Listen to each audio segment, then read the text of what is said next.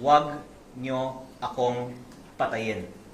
Dahil kung papatayin nyo ako, lalabas ang buong katotohanan ng mga ginawa ninyo sa DPWH. There are really threats to me right now. Dahil baka noon hindi alam ng iba ang ibang hawak ko maliban sa Cabral Files. Ang lumabas na sa media ay tip of the iceberg po lamang. Kung ilabas ko lahat ng mga files na hawak ko, maiintindihan ng taong bayan bakit higit pa sa lahat ng ibang mga target, ako ang pangunahing target ng iba't ibang mga personalidad sa nakaraang mga araw at linggo.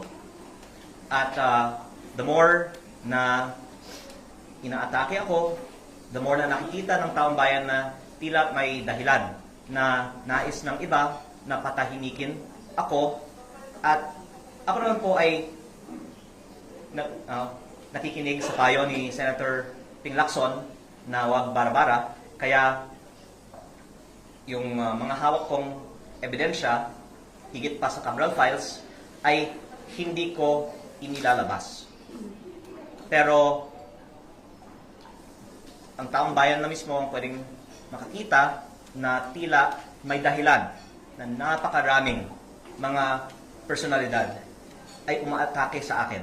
Kung ako naman po ay walang hawak na damaging evidence, siguro marami naman pong ibang atakihin nila na lang. O maraming ibang mga talakayin nila na lang. Pero ang dahilan na ang daming mga umaatake sa akin ay sa kadahilanan na ang hawak kong ebidensya ay higit pa sa Cabral Files, at kung ilalabas ko ito,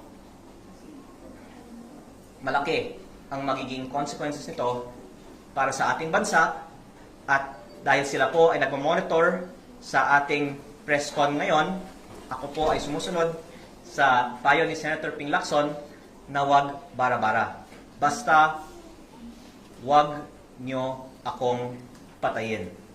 Dahil kung papatayin nyo ako, lalabas ang buong katotohanan ng mga ginawa ninyo sa DPWH.